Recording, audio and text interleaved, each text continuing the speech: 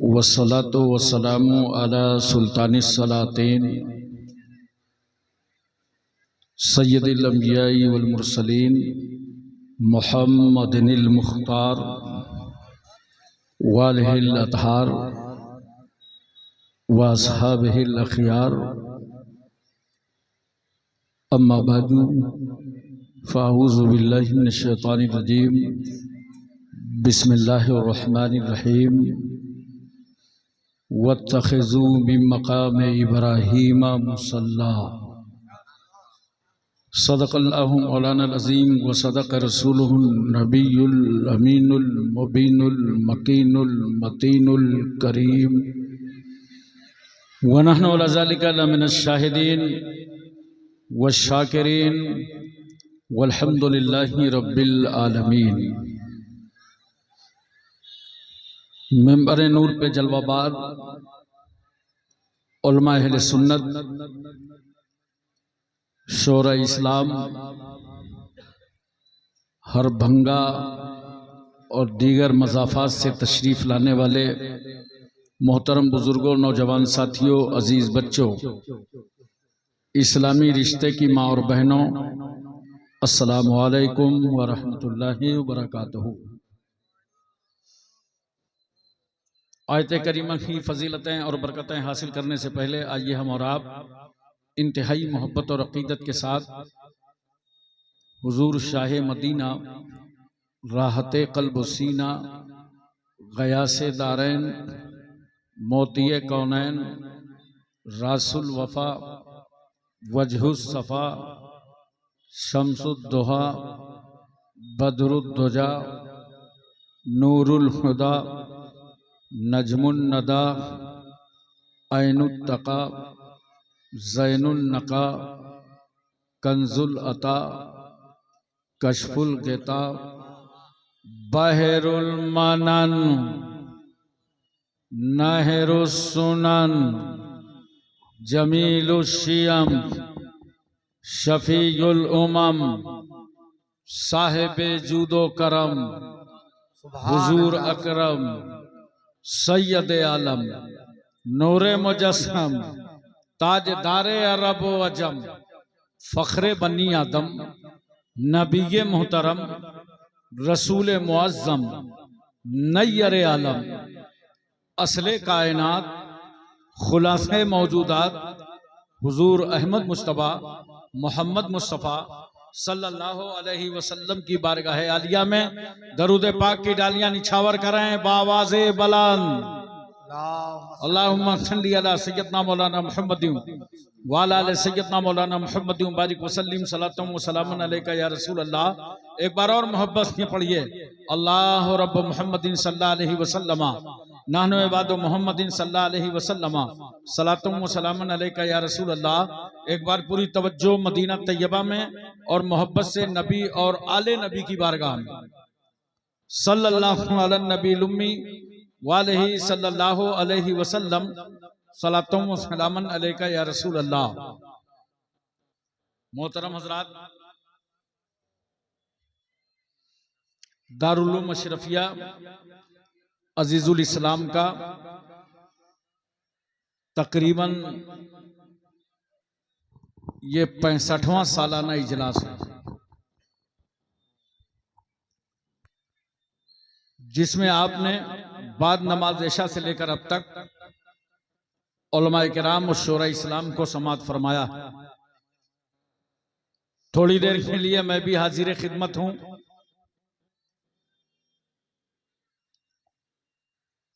और यहां आने के बाद मुझे मालूम हुआ कि इदारा दारुल उलूम अशरफिया अजीजुल इस्लाम एक जमाने तक हुजूर शेख आजम हजरत अल्लामा मुफ्ती सैयद मोहम्मद इजहार अशरफ अशरफीउल जीलानी सज्जादा नशीन कछौछा मुक़द्दसा रहमतुल्लाह ताला अलैह की सरपरस्ती में चलता था। अय्याम अलालत के आखिरी दिन थे हुजूर शेख आजम के। हजरत ने मुझसे फरमाया था, मौलाना मेरे मुरीदों का ख्याल रखना, वो अगर कहीं से भी दावत भेजें तो उनमें तकरीर करने जरूर जाना। आज यहां आने के बाद मुझे बड़ी खुशी है और दुआ है कि अल्लाह तबारक व तआला उनके दर्जों को और बुलंद फरमाए और उनका फैजान अहले सुन्नत वल जमात पर जारी हो। हमारे ये उलमा मौजूद हैं। आजकल तो आपको मालूम है कि भारत की फील्डिंग बहुत टाइट है, चौवे छक्के नहीं लग सकते, कहीं कहीं कट करूंगा, अगर कोई कैच निकले तो संभालना। अब मेरी आवाज शान गयावी साहब, मुश्ताक साहब की तरह, फिरदौस साहब की तरह नहीं है, मगर अल्लाह का शुक्र है कि इनकी भी मेरी तरह नहीं है।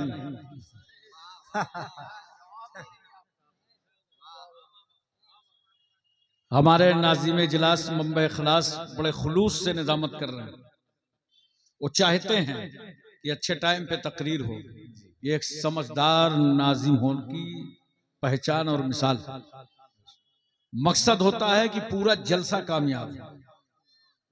आज तक क्रिकेट के टीम में उस खिलाड़ी की कद्र नहीं हुई जिसने ये सोचा कि मेरी सेंचुरी बन जाए, टीम हार जाए। वो अपने लिए खेलता है। जलसे का मेयार ये होना चाहिए कि खतीब को, नाजिम को, शायर को, सबको ये महसूस करना चाहिए यह अहले सुन्नत वल जमात का जलसा है, इसे साल भर तक लोग याद रखें। आज मैंने अपनी तकरीर का मौजू मुंतखब किया है निस्बत। चूंकि फैजान औलिया कॉन्फ्रेंस है, अगर आपने इसे सुन लिया मोहब्बत से तो कोई बदअकीदा आपको गुमराह न कर पाए। 4 मिसलें हाजिर हैं, समात फरमाएं। ये बंगाल का इलाका है, बांग्लादेश की सरहद से बिल्कुल करीब हैं आप। बंगाल और गुजरात, 2 जगह हिंदुस्तान में ऐसी हैं जहां लोग खामोश हो जाएं तो समझ लीजिए बहुत गौर से तकरीर सुन रहे हैं, उन्हें समझ में आ रही है। एहसासे कमतरी का शिकार नहीं होना चाहिए कि ये सुभान अल्लाह नहीं बोल रहा है, अल्हम्दुलिल्लाह नहीं बोल रहा है। नहीं, वो तकरीर सुन रहे हैं, उनको समझ में आ रहे हैं। गुजरात में तो एक बार मैं तकरीर कर रहा था, एक साहब बार बार नारा लगा रहे थे, तो मैंने तकरीर के बाद पूछा कि ये बताओ भाई, इतना नारा लगा रहे थे, तुमको तकरीर समझ में आई? बोला नहीं हजरत, तकरीर तो नहीं समझ में आई। तो हमने कहा फिर इतने नारे क्यों लगा रहे थे? बोले आप जब जोर से बोलते थे ना तो हम समझते ये थे कि हजरत कोई अच्छी बात कह रहे होंगे, तभी तो जोर से बोल रहे हैं, तो हम नारा लगा देते थे। तो मेरे भाई बहुत इत्मीनान से अपने आप को हाजिर रखिए। 4 मिसरे हाजिर हैं, समात फरमाएं। वो चाहते हैं कि हिंदुस्तान छोड़ दें हम,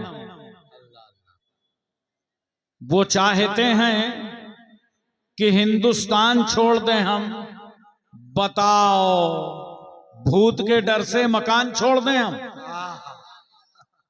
बताओ भूत के डर से मकान छोड़ दें हम?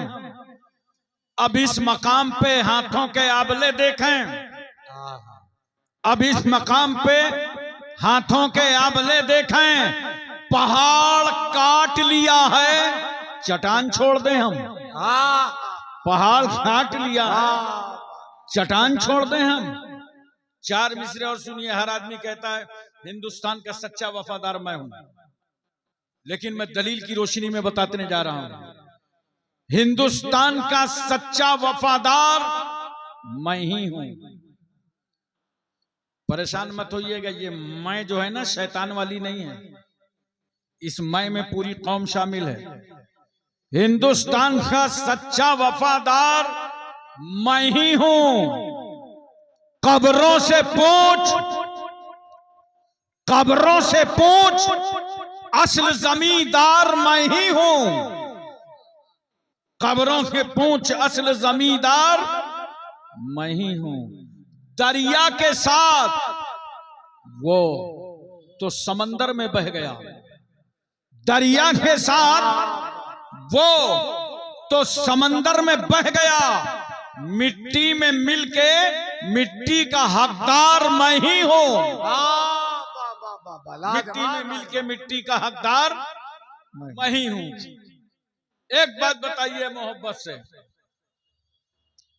मौलाना अब्दुल अलीम साहब स्कूटर वाले को, गाड़ी वाले को, साइकिल वाले को, पैदल वाले को, सबको दुआ दे गए। बोलो, अब मैं आपसे इतना पूछता हूं, दुआ सुनता कौन है? बताइए। अपनी बिरादरी से नहीं पूछ रहा हूं, ये हमारे उलमा, इनको सब मालूम है। आप बताइए दुआ सुनता कौन है? अरे जोर से बोलो, सब लोग बोलो अल्लाह। अबे इतनी जोर बोलो कि कम से कम दिल और ईमान तुम्हारा ताजा हो जाए। एक बार पढ़ लो कलमा ला इलाहा इल्लल्लाह मुहम्मदुर रसूलुल्लाह सल्लल्लाहु अलैहि वसल्लम। सबकी दुआ सुनता कौन है? जोर से इधर वाले बोलो, दुआ सुनता कौन है? अब दूसरा सवाल, सुनता कहां से है? ये बात तो समझ में आ गई कि सबकी दुआ अल्लाह सुनता है, और सुनता कहां से है? बोलो। अच्छा मैं बता देता हूं, अल्लाह ही दुआ सुनता है, और सुनता कहां से है? हर जगह से, जहां से उसको पुकारो वहीं से सुनता है। और जब तुम उसको रब्बुल अरबाब का ज़ीउल हाजात मौला किबरिया बड़ा कबीर समी खबीर कहते हो, उस रब को कहते हो अल्लाह तू खालिक है, हम मखलूक, तू राज़िक है, हम मरज़ूक, तू रहीम है, हम मरहूम, तू नासिर है, हम मंसूर, तू मसजूद है, हम साजिद, तू माबूद है, हम आबिद। ए अल्लाह तू अहकमुल हाकिमीन है, तेरी मशीयत के बगैर एक जर्रा भी हरकत नहीं कर सकता। इन्नल्लाह अला कुल्लि शैइन कदीर, तू हर चाहे पर कादिर है। लिल्लाहि मुल्कु समावाति वल अर्द, जमीन व आसमान की बादशाहत तेरे लिए है। बोलो, अल्लाह को पुकारते हो, दुआ करते हो ना?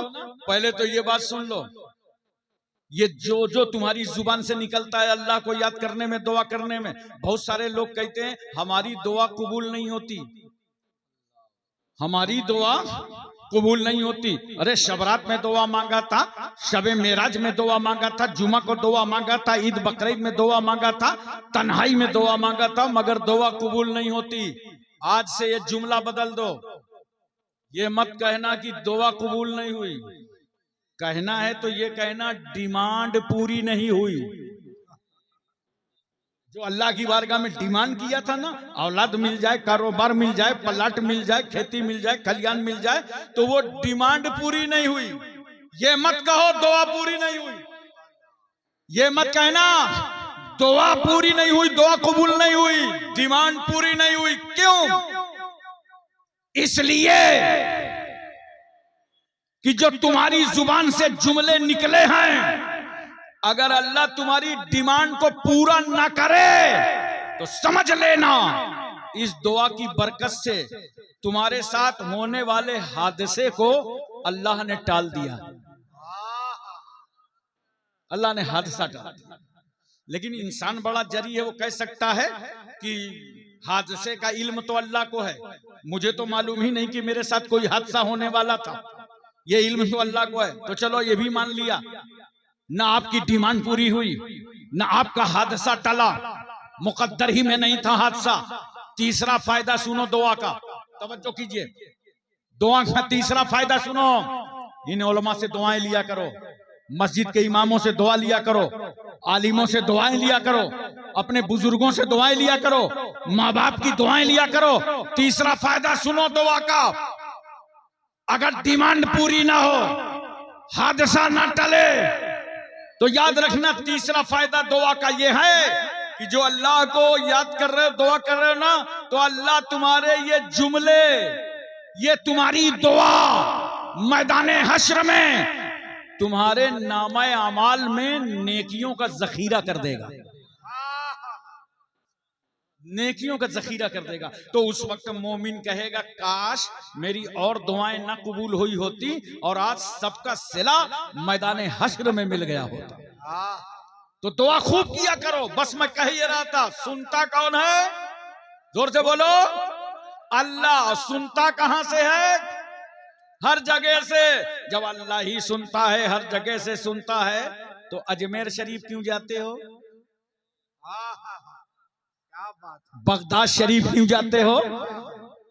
मखदूम अलाउल हक पंडवी की बारगाह क्यों जाते हो?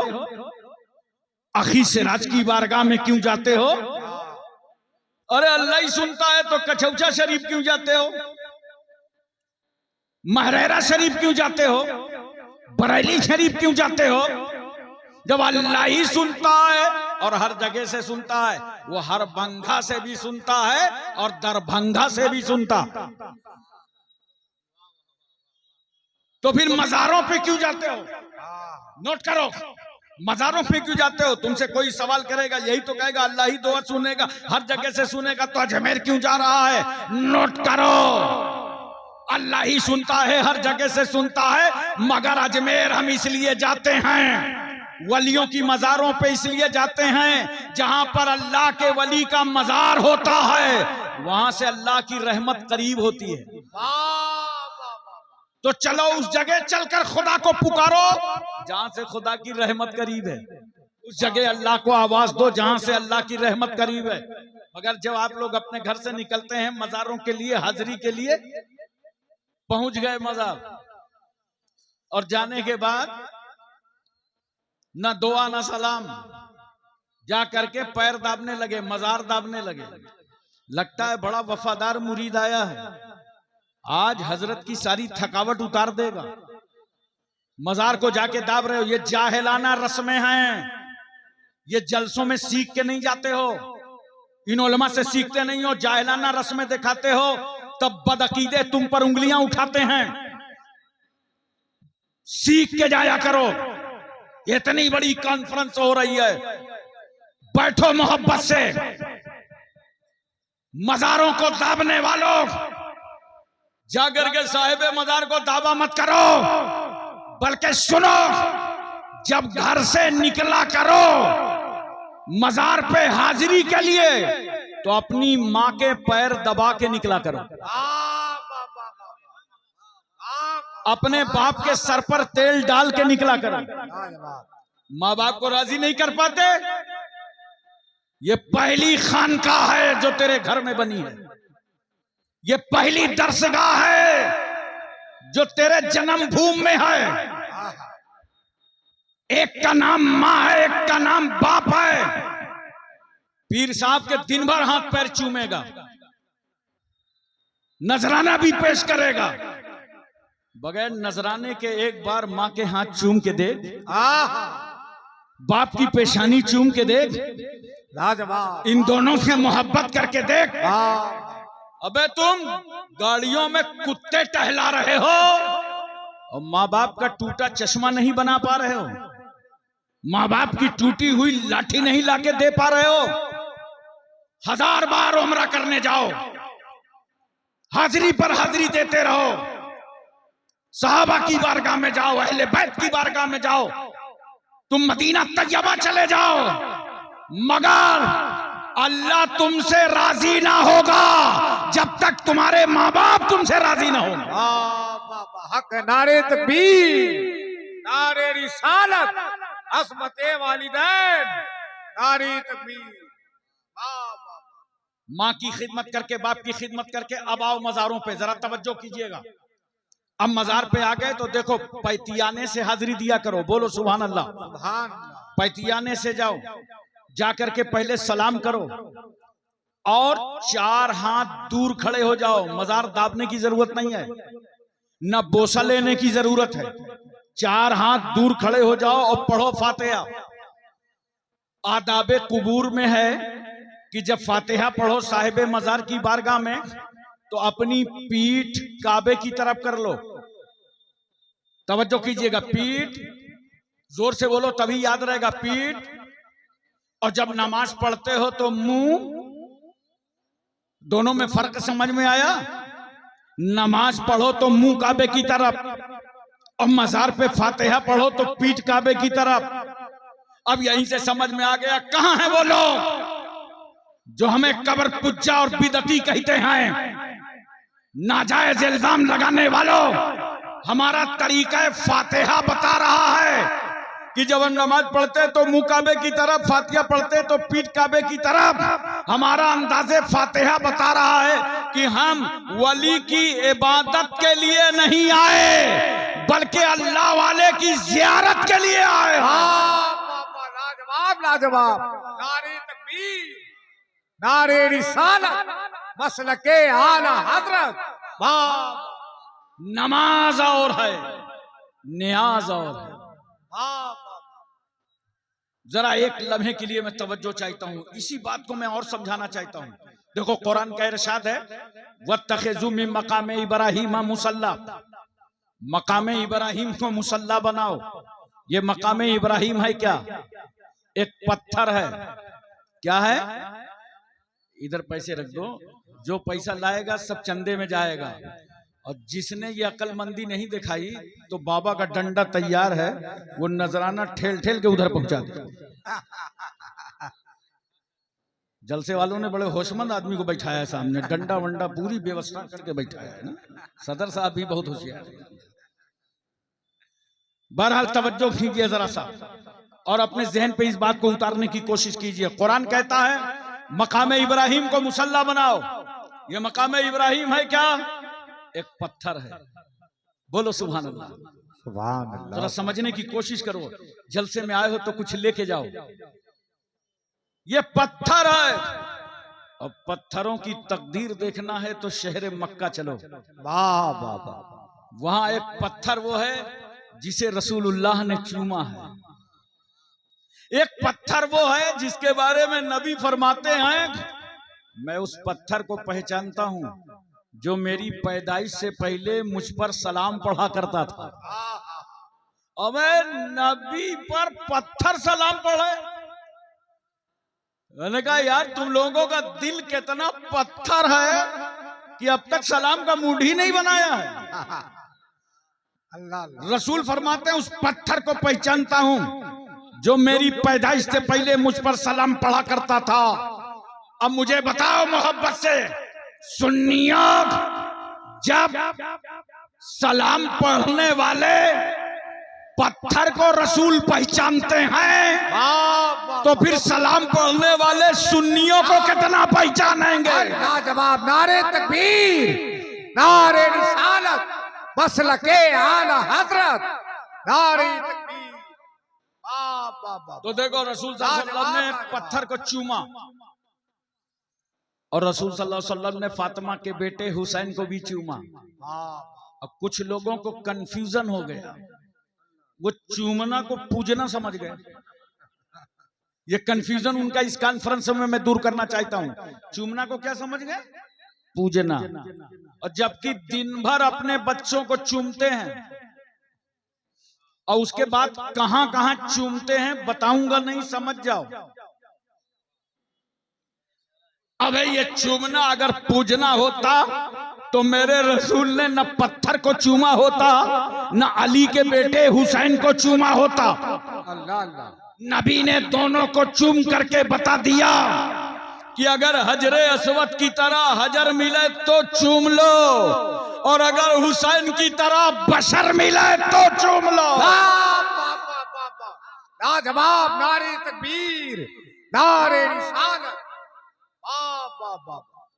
अच्छा बताओ, पत्थर के सामने सरकार ने पत्थर को चूमा और अल्लाह क्या फरमाता है मकाम इब्राहिम के लिए? आओ बंदो मकाम इब्राहिम के सामने नमाज पढ़ो, मकाम इब्राहिम को मुसल्ला बनाओ। हमने कहा अल्लाह मस्जिद हराम के होते हुए, हतीमे काबा की मौजूदगी में, मिजाबे रहमत के होते हुए, सहने काबा के रहते हुए पत्थर के सामने नमाज। खुदा की रहमत मुस्कुरा पड़ी, मेरे बंदो पत्थर ना देखो, इस पत्थर पर मेरे नबी इब्राहिम खलीलुल्लाह का नक्शे कदम देखो। इस पर मेरे खलील ने पैर रख दिया है, एक नबी का पैर छू गया है। पढ़ो यहां पे नमाज ताकि खुदा की इबादत भी होती रहे और नबी की यादगार भी बाकी रहे। कहां है यादगारों को मिटाने वाले? कोई कहता है उर्स नहीं होना चाहिए। मैंने एक साहब से पूछा क्यों नहीं होना चाहिए? कहा इसलिए नहीं होना चाहिए कि औरतें जाती हैं। तो मैंने कहा शादी नहीं होना चाहिए, इसलिए कि औरतें जाती हैं। अगर यही फार्मूला इंडिया में लागू किया गया तब तो सियासी नेताओं को अलग से एक जमात बनाना पड़ेगा, ऑल इंडिया रड़ुआ समाज। अबे शादी भी होगी, उर्स भी होगा, दोनों होंगे। तवज्जो चाहता हूं मैं, जरा ज़हन मेरी तरफ रखिएगा तो बात समझ में आएगी। गौर से देख रहे हो ना, ये देख रहे हो ये, अरे बोलो, पहचानते हो ना, इसका कितना ख्याल रहता है, कटने न पावे। लड़के जवान हो गए, कटवाने न पावे। और यहां से निकलता क्या है बताना मत, वरना माहौल खराब हो जाएगा। अबे कोई मुस्कबर तो निकलता नहीं, गंदगी निकलती है, बोलो ना। तो उसके लिए करते क्या हो, निकले पोंछ लो, यही तो करोगे ना। गंदगी निकले पोंछ लो कि नाक ही काट डालोगे? नाक तो नहीं काटोगे ना, बस गंदगी निकले पोंछ लो। इसी तरह याद रखना, चाहे उर्स हो, चाहे हमारे घरों की शादियां हो, जो शरीयत के खिलाफ रस्में हैं उनको उर्स से भी हटाया जाएगा, शादियों से भी हटाया जाएगा। और शरीयत के मुताबिक कल भी शादी हो रही थी, आज भी हो रही है, उर्स कल भी हो रहा था, आज भी हो रहा है, और उर्स कयामत तक होता रहे। हक है। मैंने अपनी जिंदगी में अल्हम्दुलिल्लाह कई लोगों को कलमा पढ़ाया, दाखिले इस्लाम किया, लेकिन सबसे पहले शख्स को जब कलमा पढ़ा के मुसलमान किया तो उससे मैंने पूछा, ये बता इस्लाम में तुझे पसंद क्या आया, अच्छा क्या लगा? मैंने तो कहा नहीं कि तुम मुसलमान हो जाओ, न तुम्हें कोई लालच दी, न कोई शादी का प्रॉब्लम है, फिर तुम्हें इस्लाम में अच्छा क्या लगा?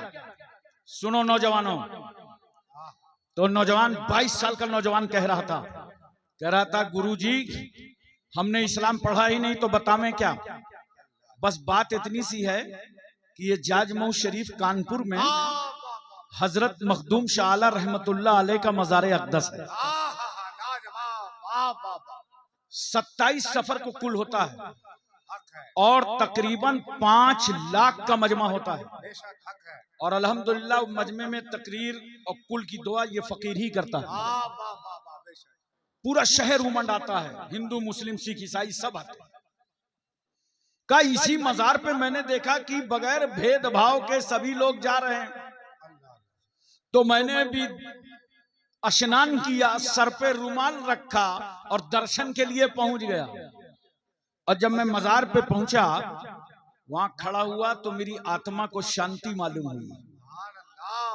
तो मैंने वहीं से फैसला कर लिया कि जब कानपुर की मजार में लेटे हुए एक वली की अजमतों का ये आलम है, तो मदीने के गुंबदे खजरा में आराम फरमाने वाले रसूलुल्लाह की रहमतों का क्या आलम है। नारे तकबीर, नारे रिसालत, मजहबे इस्लाम, नारे तकबीर, नारे रिसालत। एक बात और बताओ दोस्तों, पानी पीते हो ना जी?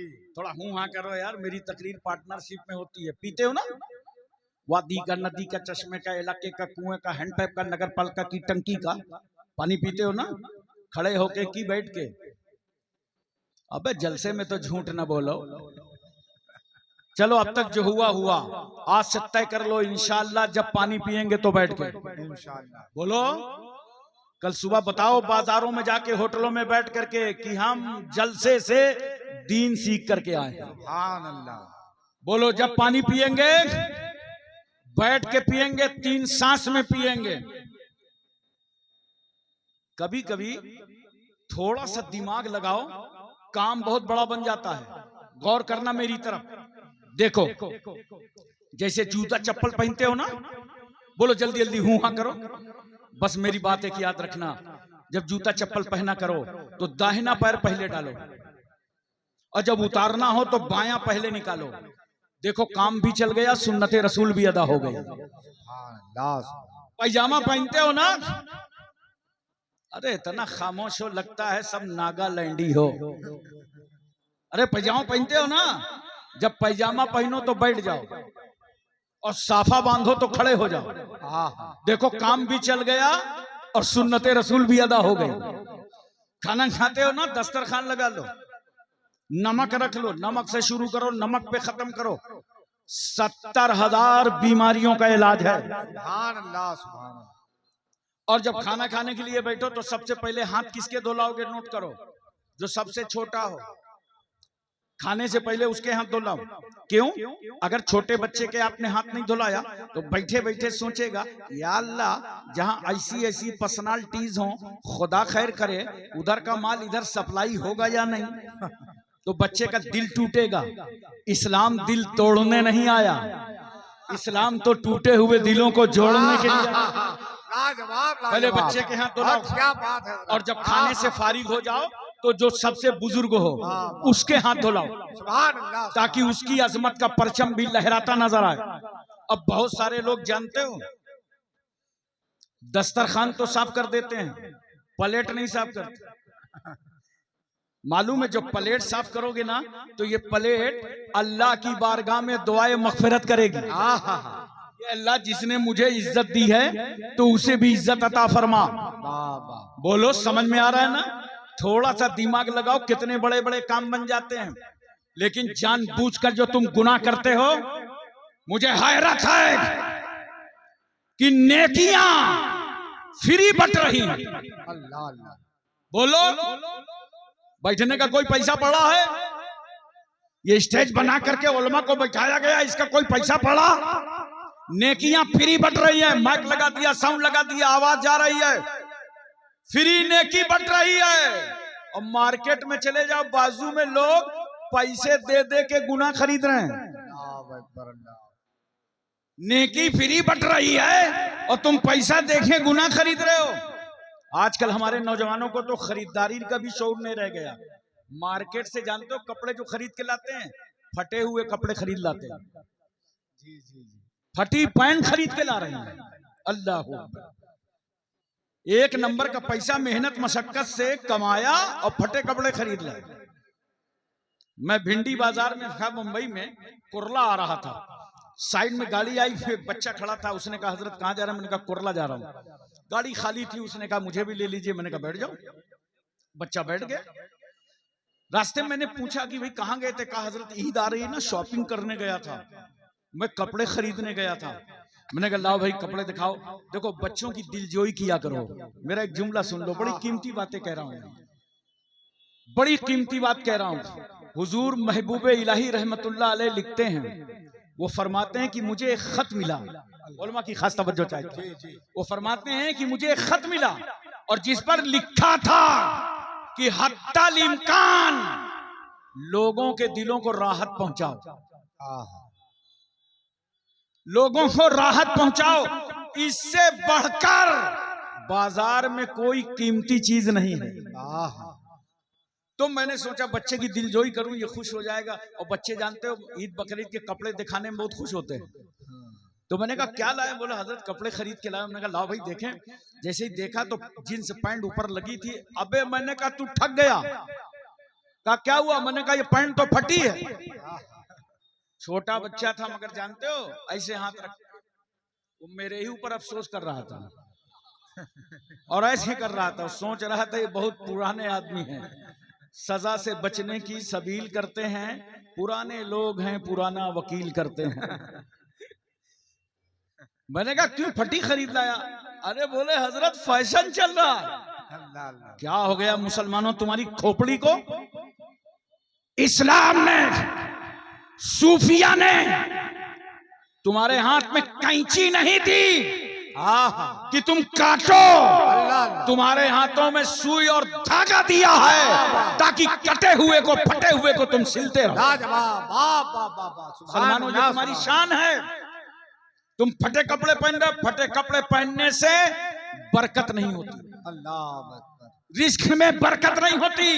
इस्लाम कहता है कपड़े फट जाएं तो उसे सिल लो, गंदे हो जाएं उसे धुल लो। ये कहां से सीख के चले आए? किसको आइडियल बना लिया? बाल देखो नौजवानों कैसे रखते हैं। कपड़ा तो इनका अलग ही है। मेरा एक जुमला नोट रखना, कपड़े कैसे पहनना चाहिए। इतनी टाइट पैंट पहनते हो कि समझ में नहीं आता कि तुमने पैंट को पहना है कि पैंट ने तुमको पहना है। और पेशाब करने के लिए चले जाओ ना तो 50-50 ग्राम पेशाब हर नौजवान की मियानी में रहता है।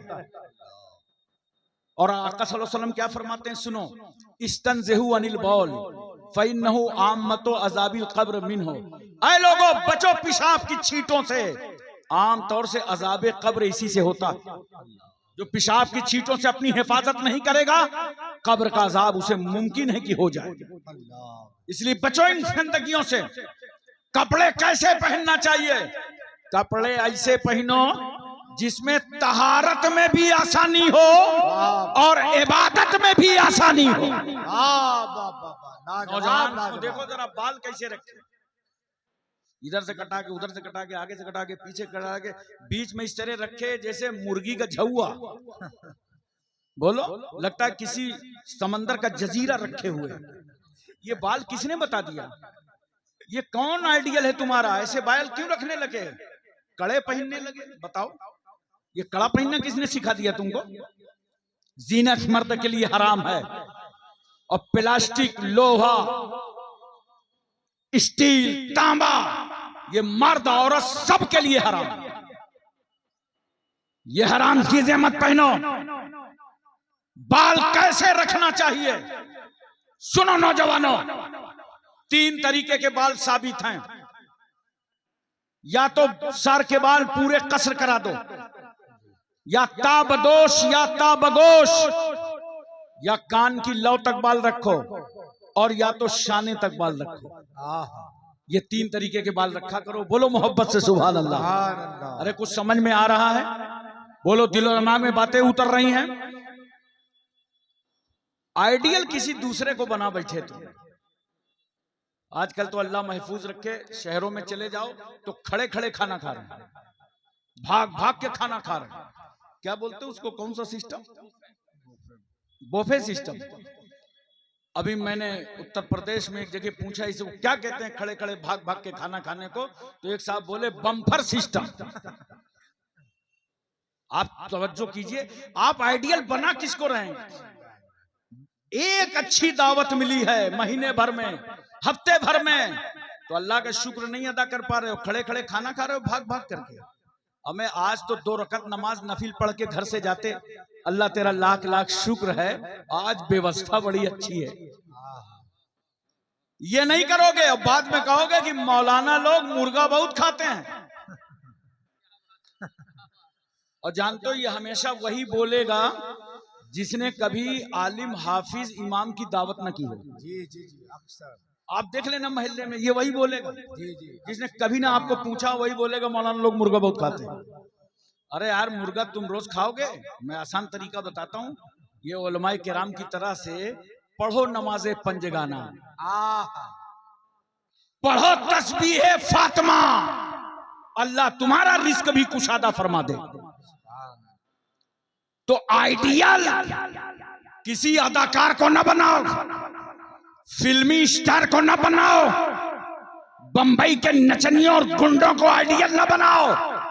इन मुंबई के अदाकारों को वो लोग आइडियल बनावे जिनका आइडियल कोई ना हो। हमारे तुम्हारे आइडियल तो हादी अकबर जनाबे मोहम्मदुर रसूलुल्लाह है।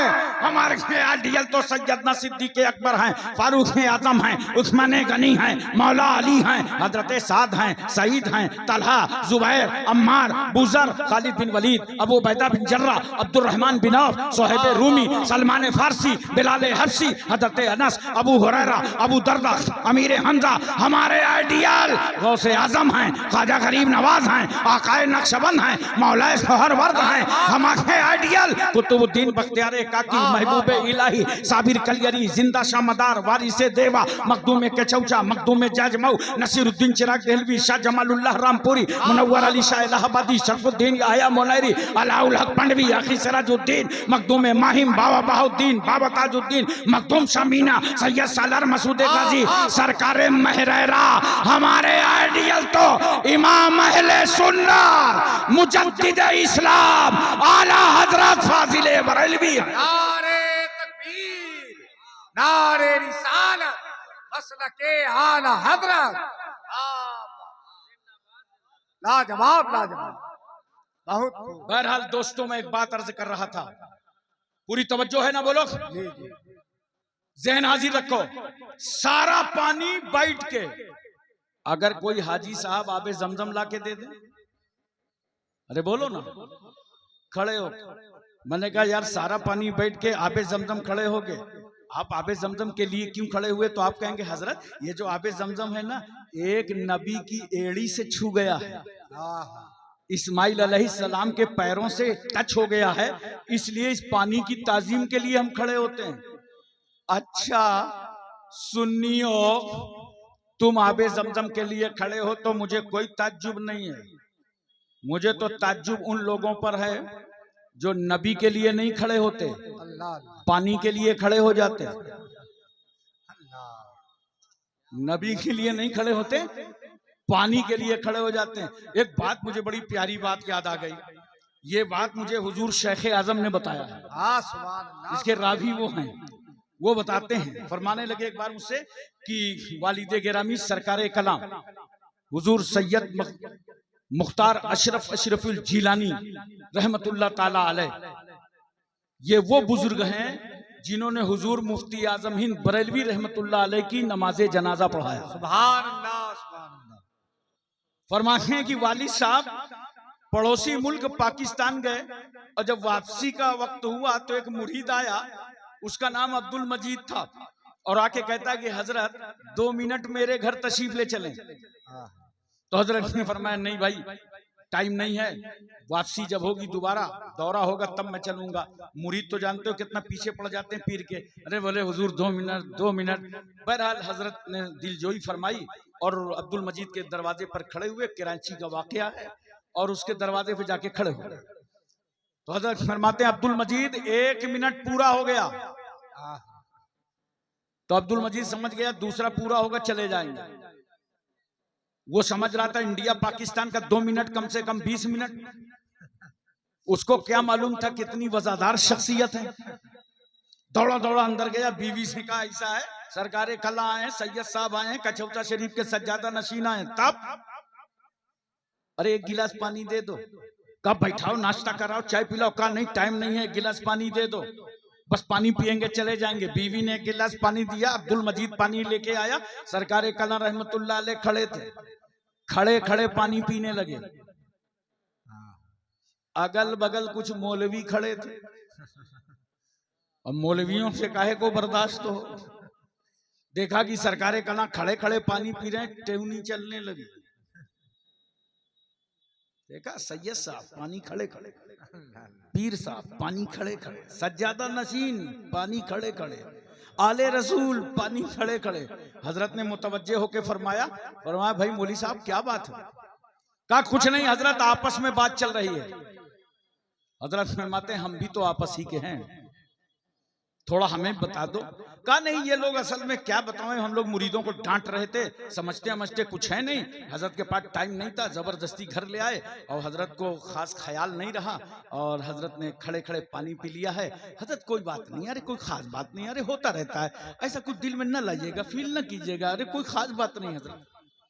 तो हजरत मुस्कुरा के फरमाते कहते हैं मियाँ मौलवी साहब, सूफिया किराम आबे जमजम को तो खड़े ही होके पीते हैं। अल्लाह अकबर। अभी अब्दुल मजीद को ये नहीं मालूम कि ये पानी कौन सा है। वो दौड़ा दौड़ा अंदर गया, बीवी से कहा एक बात बता, पानी कौन सा दिया था हजरत को? बीवी ने कहा मैंने कहा बैठाओ, नाश्ता कराओ, चाय पिलाओ, तुमने कहा टाइम नहीं है, पानी दे दो। तो मैंने कहा पानी ही देना है तो मैं कराची वाला पानी क्यों दूं? मेरे घर में मक्के वाला पानी रखा था, मैंने आबे जमजम दिया था, का इसीलिए तो वो खड़े होकर के पी रहे थे। अब मुझे मोहब्बत है बताओ, जब तुम एक वली की गैबदानी का जवाब नहीं ला सकते तो इल्मे गैबे मुस्तफा का जवाब कहां से लाओ? नारे तकबीर, नारे रिसालत, फैज़ाने मखदूम अशरफ, नारे तकबीर, नारे रिसालत। हजरात तवज्जो कीजिए। तो मैं अर्ज कर रहा था, और एक बात और बताओ, कितने लोग इस मजमे में हाजी हैं जो हज करके आए हैं? कुछ हाजी लोग हाथ उठा के बताओ अगर कोई हाजी हो तो। अरे माशाअल्लाह, अल्लाह ताला हर जवान बच्चे को अपने माँ बाप को हज और उम्रा कराने की तौफीक अता फरमाए। आमीन। बच्चों, दुनिया में तरक्की करोगे, माल दौलत आए, उसके बाद तुम्हें माँ याद आएगी, बाप याद आएगा। अगर अल्लाह ने तुम्हें नवाजा है तो अपने माँ बाप को जियारत करा दो, हज करा दो। हज ना करा सको तो उम्रा करा दो। जब हज करके हाजी साहब आप वापस आए तो ये हिंदुस्तान है, मोहब्बतों का मुल्क है जी। हमारे उत्तर प्रदेश में तो जब कोई हज करके वापस आता है तो मुसलमान तो मिलने आते हैं, गैर मुस्लिम भी मिलने आते हैं और कहते हैं कि अरे वो हाजी साहब पश्चिम गए हुए थे, चलिए उनसे मुलाकात कर लेते हैं। तो अब 5 लीटर पानी अलाउ किया हज कमेटी ने। जैसे हाजी जी ने देखा दरवाजे में भीड़ लग रही है, का एक ड्रम लाओ और हैंड पाइप का पानी भर दो, उसी में 5 लीटर मिला दो। 5 लीटर को एक ड्रम बना दिया। अब जो आता जा रहा है वो खड़े होके पीता जा रहा है। मैंने कहा भाई आबे जमजम को खड़े होके पीते तो बात समझ में आती, ये नरभंगा वाले के लिए क्यों खड़े हो गए, ये हैंड पाइप के लिए क्यों खड़े हो गए, ये नगर पालिका के पानी के लिए क्यों खड़े हो गए? तो आप कहेंगे हजरत ये हमारे गांव वाला पानी मुस्तफा के गांव वाले पानी से मिल गया है, इसलिए हम इसके लिए खड़े हो गए। जानते हो साइंसी लोग कहते हैं अगर एक कतरा भी आबे जमजम का पानी किसी पानी में मिला दिया जाए तो पूरे पानी का वही असर होता है जो आबे जमजम का होता है। आप समझो कीजिए। अब एक बात और बता दीजिए, बहुत आसानी से समझ में आएगी। वजू करते हो ना, वजू के नाम पे कहां बोलोगे? नमाज पढ़ोगे तब ना वजू करोगे। क्या आलीशान कमेटी ने मस्जिद बनाया है, सुभान अल्लाह। लगता है मुंबई, चेन्नई, कलकत्ता और मद्रास की मस्जिद बनी हुई है, मुंबई की मस्जिद बनी हुई है। मुबारक हो मस्जिद बनाने वालों, बनाओ तुम अल्लाह का घर। माशाअल्लाह, रजा जामे मस्जिद और दारुल अशरफिया, इधर मस्जिद उधर मदरसा। मस्जिद का ताल्लुक आला हजरत फाजिले बरेलवी की निस्बत से और मदरसे का ताल्लुक हुजूर मखदूम अशरफ कचौचवी की निस्बत से। देखो जरा, तवज्जो करो, मस्जिद में इबादत हो रही है, मदरसे में तालीम हो रही है। मस्जिद में तुम्हें इबादत, रियाजत सब कुछ सिखाया जा रहा है। तुम्हें हर तरीके से तुम्हारा कल्ब ताहिर मुताहिर किया जा रहा है, पाकीज़ा किया जा रहा है। गोया किसी भी सिस्टम को चलाने के लिए एक मस्जिद और एक मदरसा, मस्जिद में इश्के इलाही सिखाया जाता है और मदरसे में तालीमे मुस्तफा दी जाती है। इधर इल्म है, उधर इश्क है। इल्म में आयन है और इश्क में आयन है। और आयन का माना जानते हो अरबी में क्या है? आंख। पता चला दोनों आंखें नरभंगा वालों की सलामत हैं। हरभंगा वालों की दोनों आंखें सलामत है, अल्हम्दुलिल्लाह। इधर दीन सीख रहे हैं, उधर इबादत कर रहे हैं। ये बड़ी अच्छी बातें होती हैं। बहरहाल इतनी खुशी की बात है। लेकिन उठो मुसलमानों और अपने सजदों से मस्जिद को भर दो, ताकि कल अपने सजदे करबला में ले करबला के ताजदार इमाम अली मकाम के सामने मैदान हश्र में खड़े हो जाओ कि आका हुसैन सजदा आपने भी किया था, सजदा हमने भी किया था, मगर आपने नजर के नीचे से, आपने खंजर के नीचे सजदा किया था, हमने नजर के नीचे सजदा किया था। आपने करबला में सजदा करके यजीदियत मिटाया था, हमने अपने वतन में सजदा करके बदअकीदगी मिटाया था। लाजवाब लाजवाब। तो नमाज कब पढ़ोगे? जब वजू करोगे। वजू कब करोगे? तब नमाज पढ़ोगे। देखो बहुत प्यार से समझना, आज तो मैं आपको वजू ही करा रहा हूं, इंशाल्लाह तकरीर तो कल होगी। देखो वजू करते हो ना, अब तो सिस्टम बदला है, पाइप है, टोटी है। पहले क्या था, लोटा बधना लेके बैठे और जैसे लोटा वजू करने लगे, लोटा में जितना पानी बचा क्या करते थे चचा? बोलो ना, हाँ बताओ। पुराने सिस्टम पर लेके जा रहा हूं मैं। खड़े होके पी जाते थे।